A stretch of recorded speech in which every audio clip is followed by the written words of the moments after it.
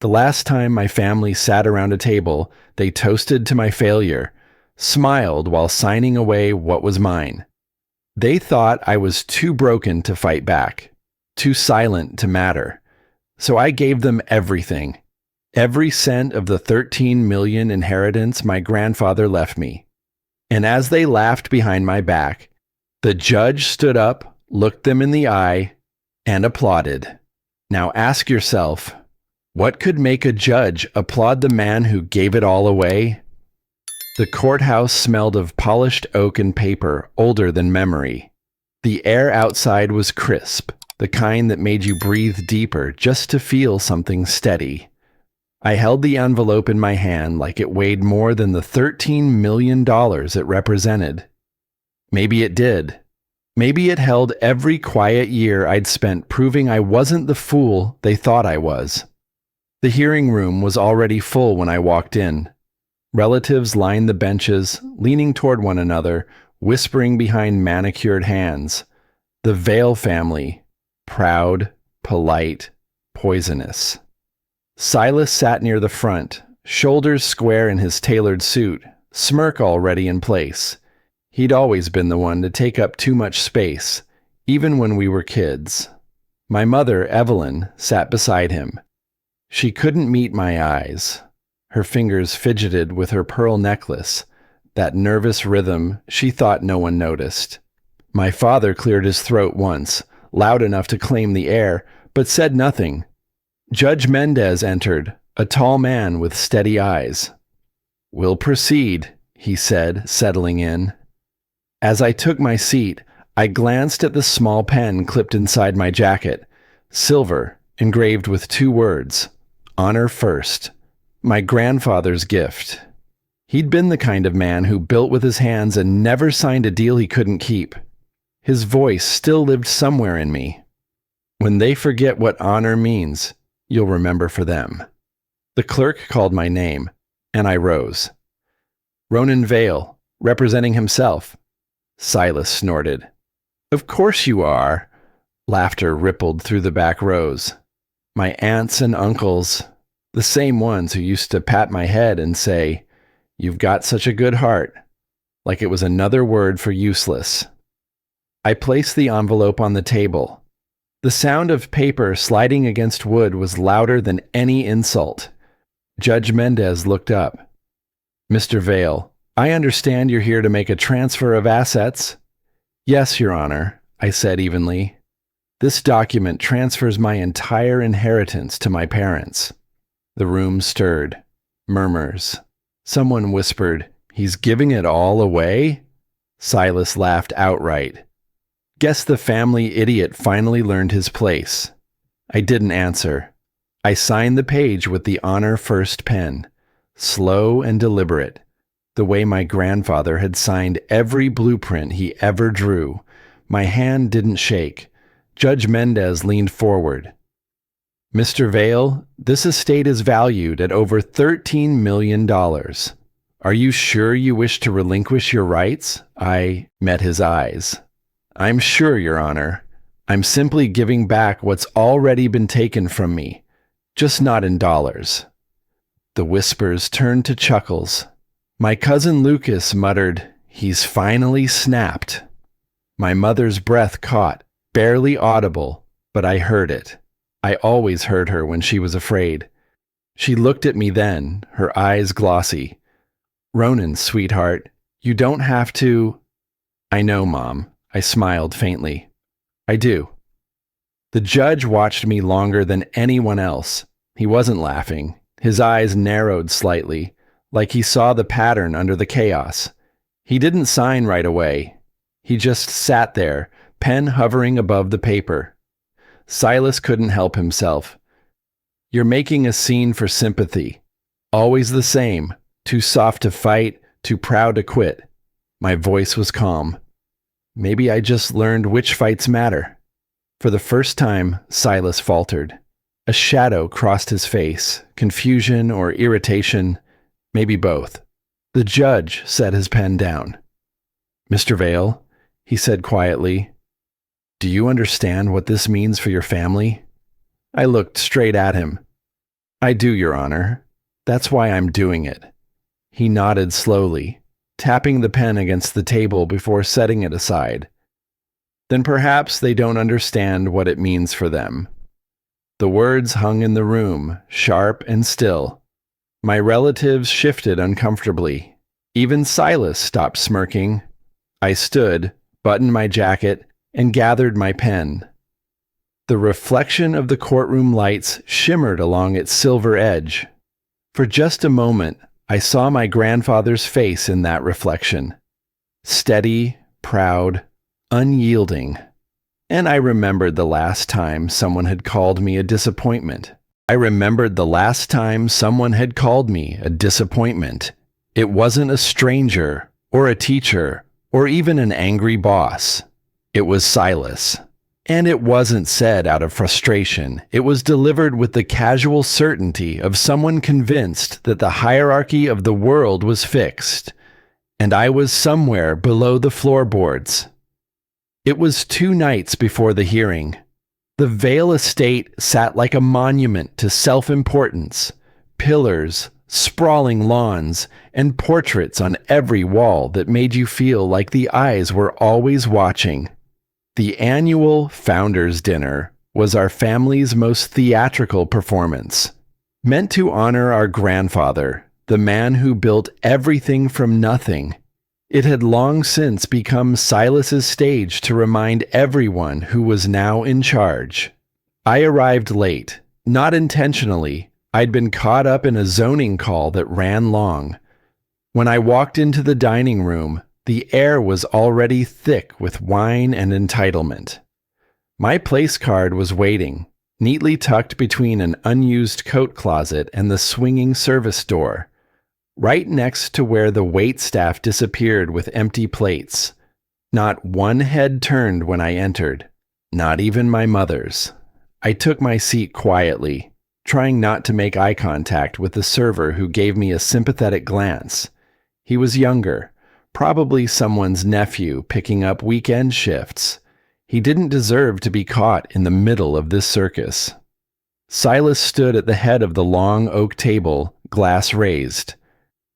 "To the true heirs of the Vale name," he said, voice full of charm that barely hid the poison underneath. "Those who carry on our legacy with strength, vision, and results." There was a light clinking of glasses and a murmur of approval. I didn't raise mine. He hadn't said my name, but he didn't have to. The absence was the point. He caught my eye and gave a small shrug, like this was all just family fun. I turned my gaze to the portraits lining the room. My grandfather's eyes stared out from oil and canvas, firm and unsmiling. I remembered sketching the new wing of this very house when I was 27, barely out of grad school. I'd worked nights and weekends, balanced clients and deadlines, redesigned that entire southern corridor, only for Silas to unveil it the following year as his vision for the family estate. Not once did he mention my name. Now he used that same corridor to lead donors and business partners through his grandfather's house. Halfway through the second course, I heard him lean in toward our mother.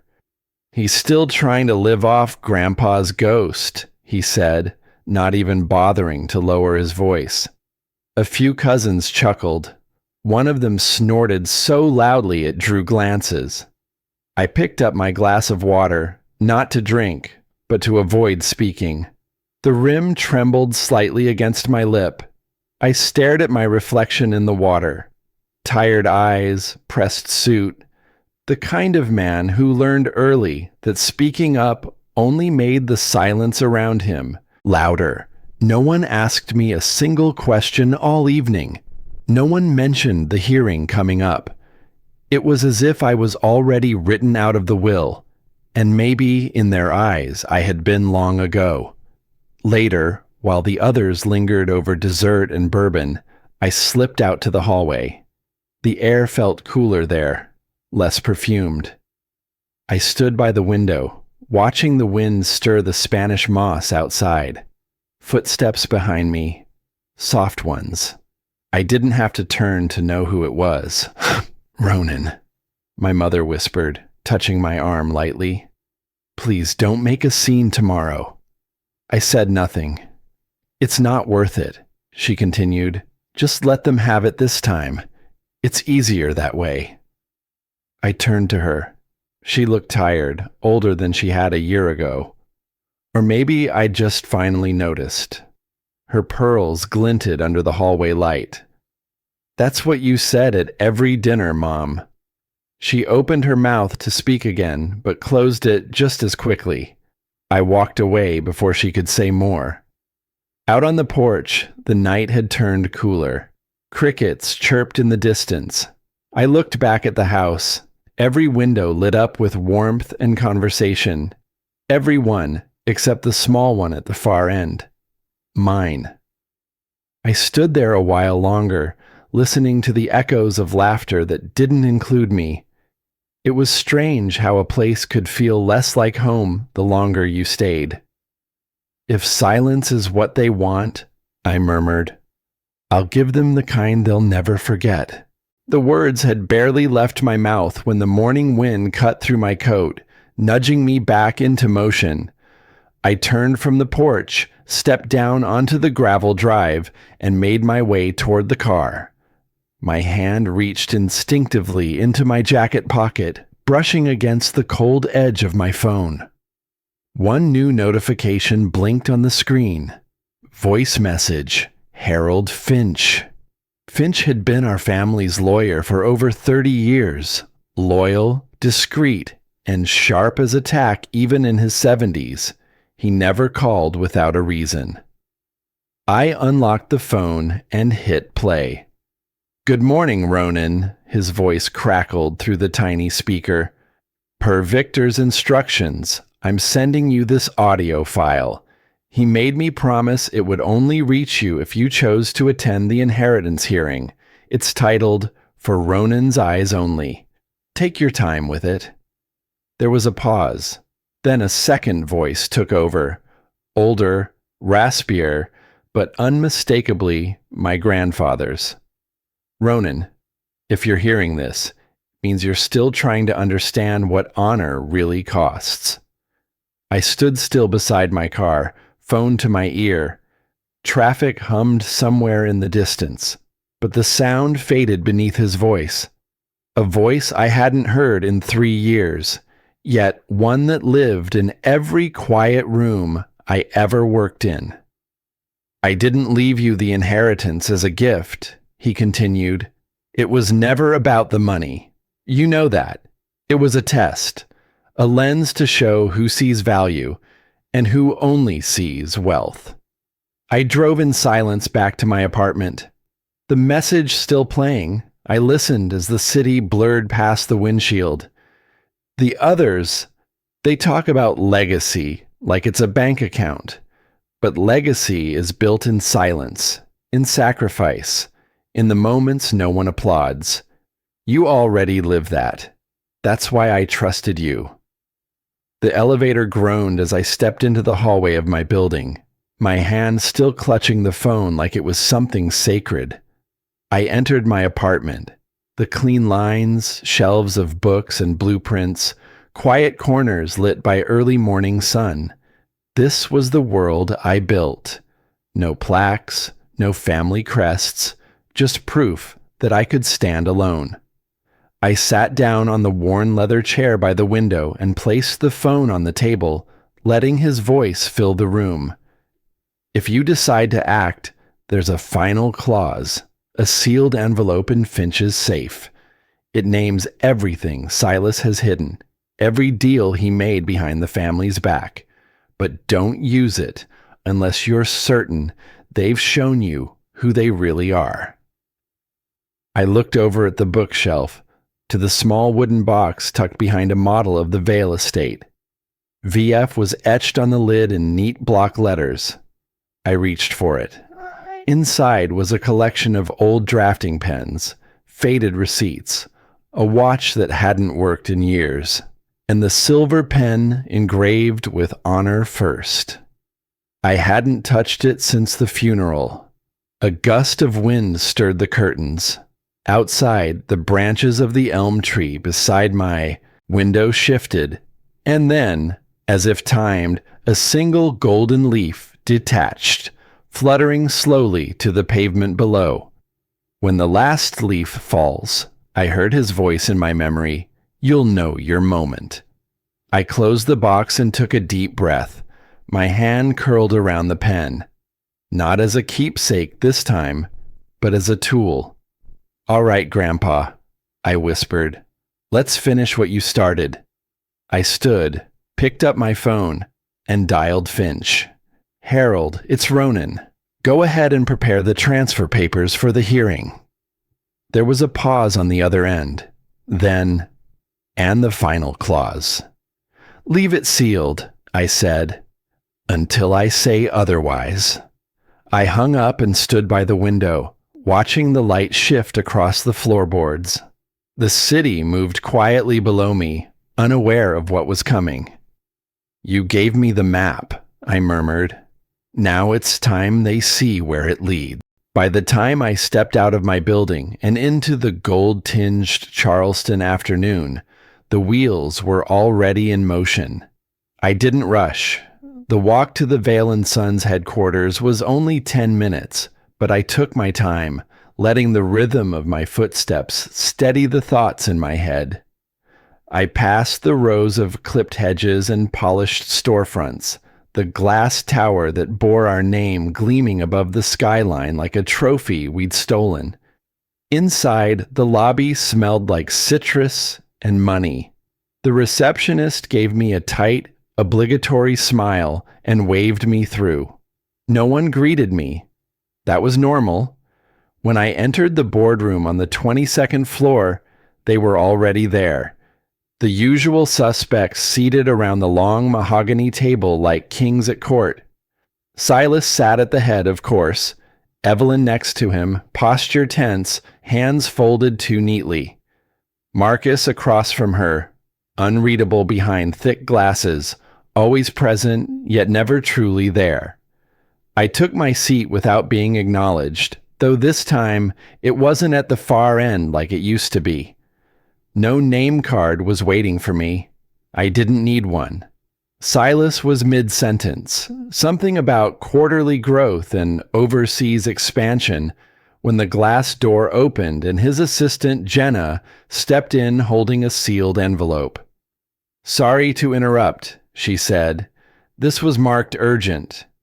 He gave her that clipped smile he reserved for the help and snatched the envelope without a word. His eyes scanned the front. "Legal revision notice. Subject, inheritance hearing review," he read aloud, then frowned. The room went still. The only sound was the hum of the air conditioning and the scratch of his letter opener as he slit the envelope. As he unfolded the document, I watched the arrogance drain from his face in slow increments, eyes narrowing, lips tightening, jaw ticking. "What the hell is this?" He looked up, his gaze locking on mine. "You filed a review?" I kept my tone even. "Just asking for clarity. Full transparency." His voice sharpened. "Transparency? What are you insinuating?" Evelyn's hand fluttered to her chest. "Ronan, this isn't necessary, is it?" Marcus shifted in his chair but said nothing. The tension thickened like humidity before a storm. Silas snapped. "This is a pathetic attempt to stir drama. You don't understand the implications of what you've done." I met his stare without blinking. "I understand more than you think, especially about how Grandpa structured his estate. I think the court will be interested too." Silas laughed, short and humorless. "You've never had the stomach for the real business of this family." "No," I said, "but I know how to read fine print, and I know what honor's supposed to mean around here, even if most of you forgot."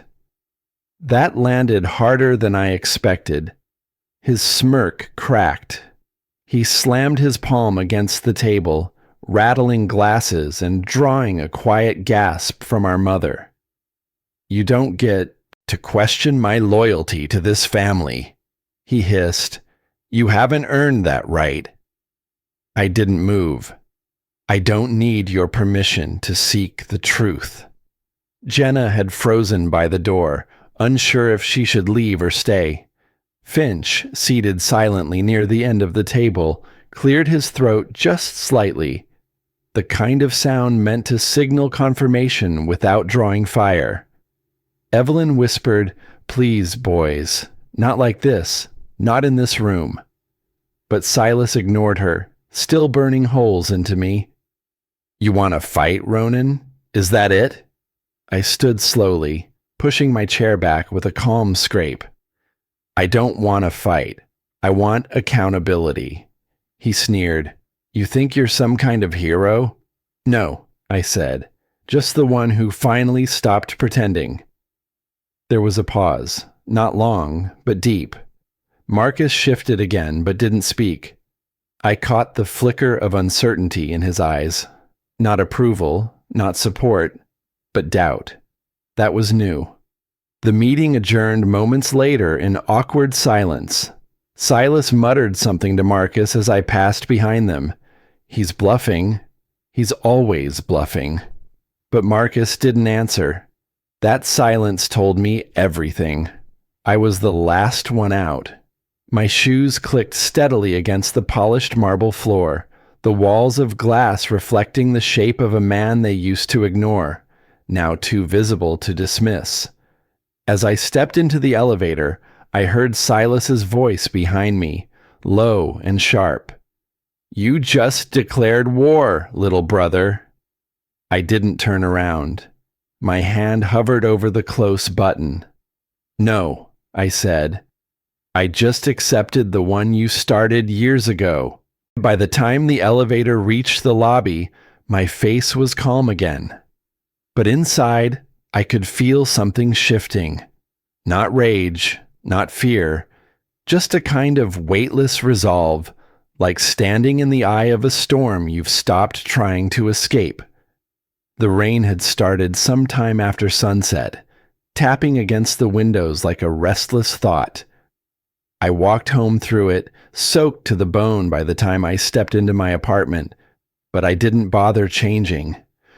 I dropped my coat on the chair, turned on the old jazz record player in the corner, and let the low hum of Coltrane fill the room.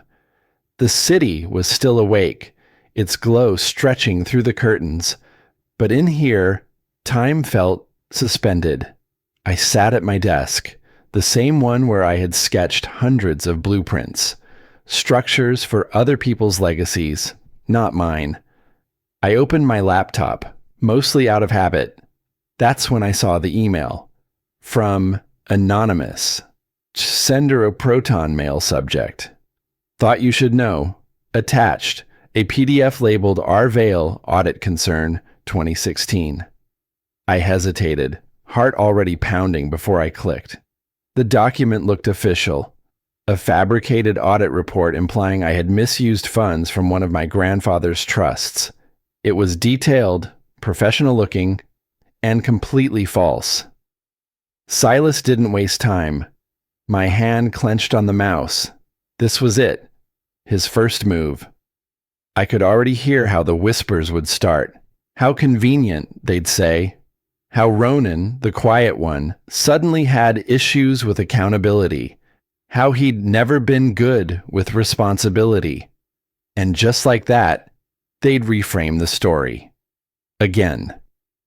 A knock pulled me from my thoughts. I almost didn't answer. But then I heard her voice. "Ronan, it's me." I opened the door to find my mother standing there, umbrella dripping, a takeout bag in one hand. Her coat was too thin for this kind of storm.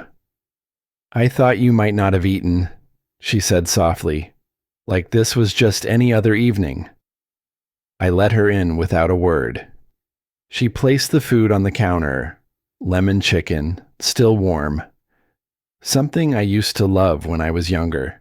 She poured us both water and sat across from me. "I've been hearing things," she began, folding her hands. People are talking. I gave a small, bitter laugh. Of course they are. She looked up. Why are you doing this, Ronan? Why now? I studied her face, the way her eyes darted instead of holding mine, how her smile was brittle around the edges. You've gone too far, she whispered. Why dig this up? Can't we just let it be? Let it be, I echoed. Like we let it be when Silas claimed my work as his? Like we let it be every time I was told to stay quiet for the sake of the family name? That's not fair. No, I said flatly. What's not fair is pretending I was ever part of this family the same way he was. She blinked, stunned by the cold in my voice. I softened just slightly. I'm tired, Mom, of being the one who absorbs the silence, the shame, the smirks. I'm tired of being told that peace is more important than truth. Her hands fidgeted with a napkin. He's your brother. No, I said, voice quieter now. He's your son. I'm just the one you never defended. The words hung between us like smoke. I tried to protect you, she said. No, you tried to protect peace. I stood, walking to the window. Rain slid down the glass like veins. Behind me, her voice cracked. So? What now? You destroy him? Your own family? I didn't answer. She didn't stay long after that. When the door clicked shut behind her, the silence returned. Heavier this time. I stared at my phone for a long time. The thought came uninvited. Withdraw the petition, call the court, let this go before it swallows you whole. My thumb hovered over the screen, then a ping. Another message, this time, a voice memo from Jenna, Vale Holdings' assistant. Mr. Vale, I think you should see what your brother's been doing with your grandfather's trust. I'm sending you everything. Be careful. Attached were real documents, not rumors, not fakes, bank transfers, shell companies, signatures. Silas had drained money from Victor Vale's trust into offshore accounts masked by corporate fronts. He hadn't just betrayed the family name. He'd gutted it for sport. I sat back, heart thudding, as the jazz record scratched to a close. So this is what Grandpa meant, I whispered. Not about wealth, but about rot. I opened the old wooden case on my desk. Inside was the Honor First pen. Still inked, still smooth. I grabbed a blank sheet, flipped it over, and wrote just one line on the back. When you lie to everyone long enough, you forget who's still watching. I folded the paper slowly and slid it into an envelope. My fingers didn't shake this time. Outside, the rain kept falling. I stood by the window, watching the lights of Charleston blur through the glass. A small, exhausted smile touched my lips. Tomorrow, I said, I stopped being their ghost. The morning came fast and loud. Rain had stopped sometime before dawn, but the storm hadn't. It had only moved inside. By the time I reached the Vale estate, a wall of reporters had already formed outside the gates, their voices muffled by the thick glass of my car. Flashes lit up like strobe lights, every one of them hungry for a quote, a crack, a confirmation of the scandal they all smelled bleeding through the oak walls. Security was doubled. Men I didn't recognize stood at the iron fence, earpieces buzzing, eyes twitching toward every shadow. The same mansion where we once toasted our family name now looked like a crime scene with better lighting. I stepped out of the car slowly, suit pressed, hair dry, no tie. This wasn't about formality. It was about presence. Today, I wasn't a whisper at the end of the table. I was the one bringing the noise. Inside, the air was sharp with cologne and panic. I walked into the great room, the same long oak table where Silas once toasted the real heirs. That memory buzzed at the edge of my mind like a splinter that never quite healed. Today, though, no one laughed, no wine was poured, no silver gleamed. Everyone was already seated, Evelyn wringing her hands beside Marcus, Silas pacing with a paper clenched in his fist, Finch quiet in the corner, one leg crossed neatly over the other. The moment Silas saw me, he snapped. "You think this is a game?" he barked, waving the Charleston Gazette in the air. "You leaked this garbage?" The headline read, "Vale Family Under Investigation for Trust Misuse. Sources Point to Internal Rift." I sat down slowly, met his eyes. "No," I said. "You did. I just stopped covering for you." He slammed the newspaper on the table. "You've destroyed our name, Grandpa's legacy, this company, your own family. For what? Revenge?" I didn't blink. "Truth. Don't play righteous, Ronan. You leaked fabricated trash, fake numbers, anonymous tips." I reached into my coat pocket and placed an envelope in front of him. He froze. "What's that?" "Go ahead," I said. "You love reading things out loud." He tore it open, eyes scanning quickly, then slower, then still. Inside were printed transactions, bank records, internal memos, a paper trail linking shell corporations to funds directly siphoned from the Vale Trust, all signed off by someone with his initials. Silas's face went pale beneath the spray-tan glow of confidence he wore so easily. Evelyn leaned forward, voice shaking. "Silas, is that true?" He didn't answer. Marcus shifted in his seat. For once, he looked at something other than the floor. "I asked you once, years ago, what happened to those withdrawals. You said it was for expansion." Silas's jaw clenched. "It was. It is. Business is complex. You wouldn't understand." "No," I said softly. "You just never thought anyone would look past the surface." Evelyn was already crying, quietly, like she had done it before, alone in her room, in silence. The sound made my chest tighten, but I didn't flinch. Silas turned to her. "Don't you dare look at me like that. You knew this family was built on bending rules."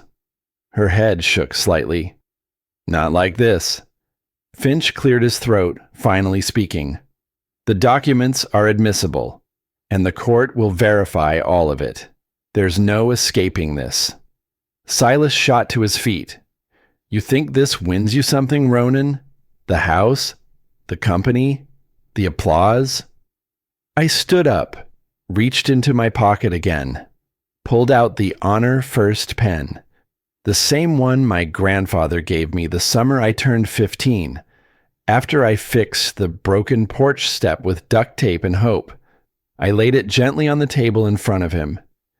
"He left this for the one who remembered what it meant," I said. "Guess that's me now." I turned and walked toward the grand doors without waiting for a response. Evelyn called my name once, but I didn't look back. Outside, the storm had left behind a hard wind and scattered leaves across the drive. The press surged forward, cameras up, questions firing. One voice broke through the noise. "Mr. Vale, are you stepping away from the inheritance because of guilt?" I stopped, turned slightly toward the lens. "No," I said, voice steady. "Because I'm done being part of a lie." The flashes popped like lightning. The wind picked up. And somewhere behind me, I swear I heard the long oak door close. Softer than I expected, but final. The sound of that door closing followed me all the way home. By the time I reached my apartment, dusk had already softened the city's edges. Rain tapped at the windows, steady, almost kind, like the storm outside had settled down just long enough for the one inside me to take its place. I didn't bother turning on the lights. The room glowed dimly with reflections from the wet streets below. A jazz record I hadn't remembered playing spun quietly in the corner. Miles Davis. Always did sound better in the dark.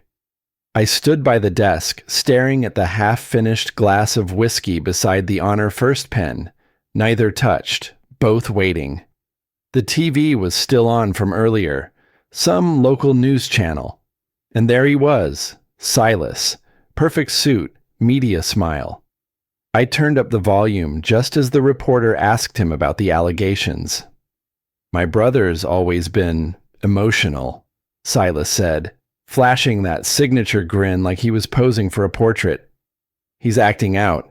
There's no evidence, just resentment. It's sad, really."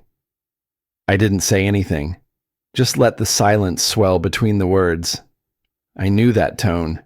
He was cornered and trying to charm his way out. That trick used to work, on the board, on the press, on our parents, but not on me, not anymore. The screen flickered. I muted it. A soft vibration broke the moment. My phone buzzed once, then went still. One new voicemail. Evelyn Vale. I hesitated, then pressed play. Her voice cracked softly through the speaker. No rehearsed lines this time. I should have spoken sooner. "I'm sorry, Ronan. I see now what you were trying to protect. I hope you still see me as your mother." That was all. I stood there for a long time, holding the phone in my palm like it might say more if I waited. But it didn't. Just the hum of the rain, the faint hiss of the record, and that voice looping in my head. She meant it, and I couldn't answer. Not yet. There was a knock at the door. Quiet, deliberate. Finch. He stepped in, rain dripping off the collar of his overcoat. He didn't speak at first, just set his briefcase on the table and opened it carefully. Legal pads, sealed documents. The kind of order I used to resent, but now found oddly grounding. He looked at me, not as a client, but like a teacher eyeing a student before the final exam. "You know," he said, "they'll laugh first." I tilted my head. "They always do." He nodded. "That's what people do when they don't understand dignity." I leaned back in the chair. "Let them laugh. I'm not here for their applause." Finch handed me one last folder, thicker than the rest. The sealed clause. If you decide to open it in court, you'd better be ready. "I've been ready," I said, though even I wasn't sure if it was true. He packed up slowly, then paused by the door. "This changes things. Not just for them. For you too."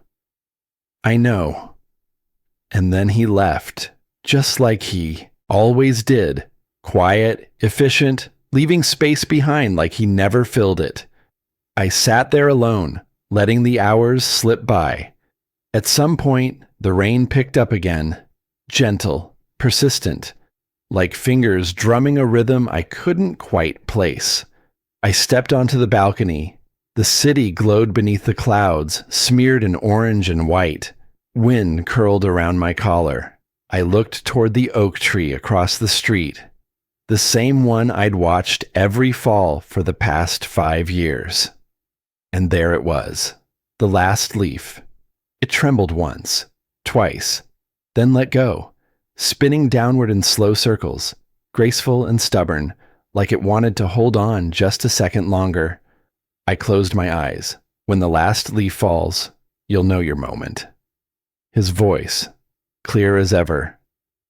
"It's time," I whispered. Back inside, I gathered everything. Evidence folder, court documents, the pen, and the sealed clause. I hadn't touched it since the day Finch gave it to me. Part of me didn't want to know what it said. Maybe because knowing made it real, made the responsibility mine. I tucked it into the folder without opening it. The paper crinkled like an exhale. I set the alarm for dawn, and just before I closed my eyes, I whispered into the dark, "They took everything I had, but tomorrow They'll see what they could never buy.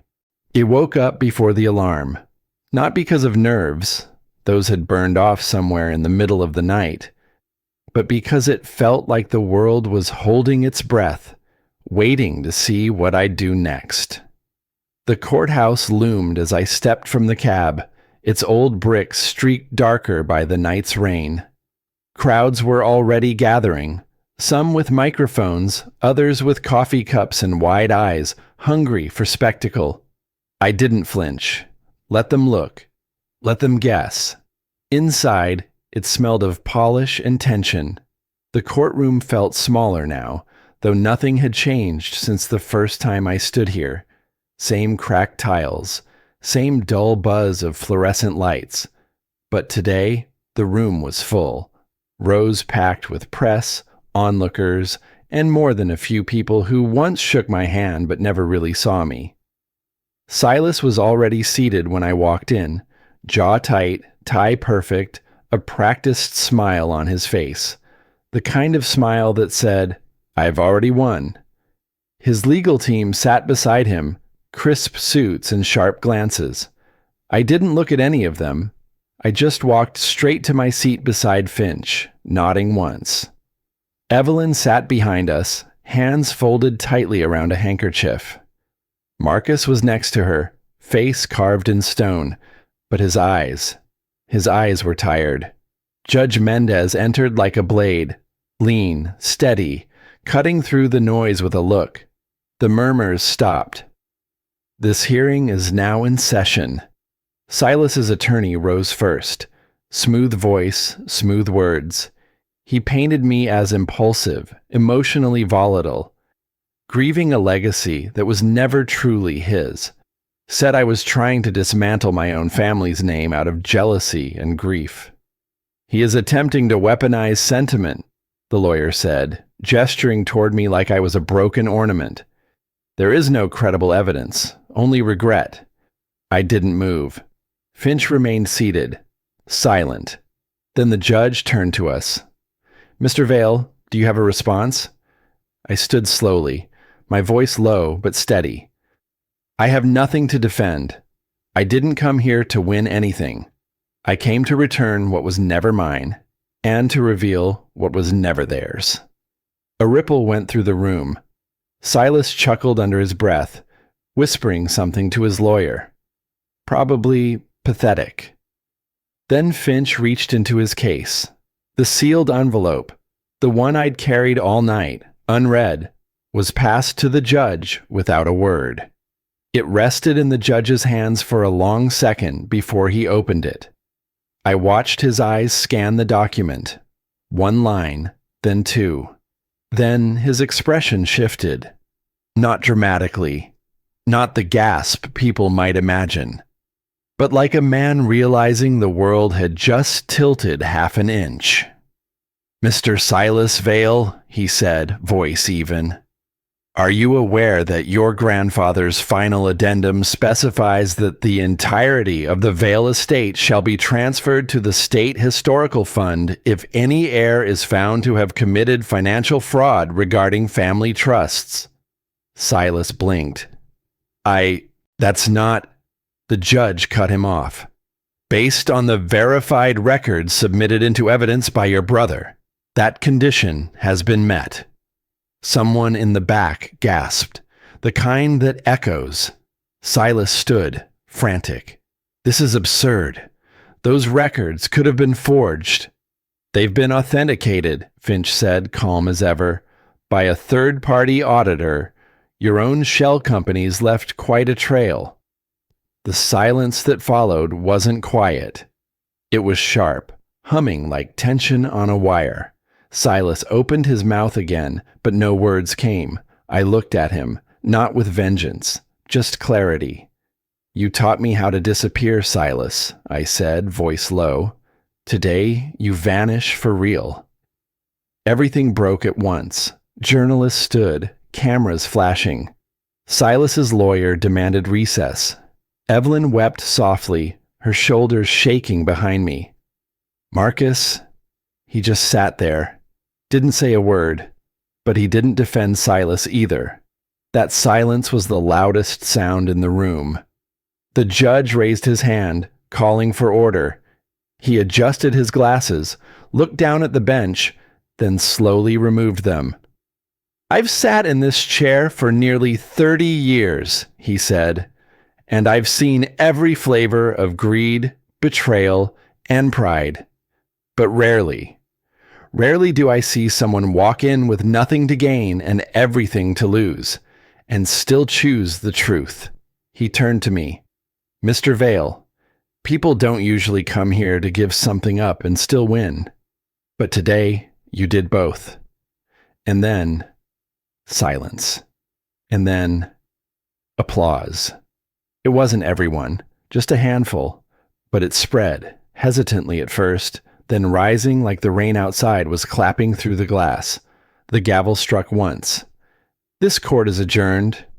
I didn't linger, didn't wait to shake hands, just gathered the file, stood, and walked past the bench. The honor first pen still lay on the table, untouched. I left it there. It had already done its job. The hallway buzzed with press, microphones flying in every direction. "Mr. Vale, is it true you just gave up a $13 million inheritance? Do you regret bringing this public?" I didn't stop, until one voice cut through. "Are you giving it up because of guilt?" I turned then, faced the camera straight on. "No," I said, "because I'm done being part of a lie." Behind me, the courtroom doors creaked shut. Evelyn caught up as the crowd thinned, gently touching my arm. Her hand trembled. "He'll hate you forever," she whispered, barely audible. I looked at her, not unkind. "Then, at least he'll finally see me." The wind was quiet when I stepped through the old cemetery gate. Not silent, not exactly, but soft in a way that made every leaf rustle like a memory. The sky was giving in to dusk, streaked in orange and lavender, casting long shadows across the worn headstones. I knew exactly where to go.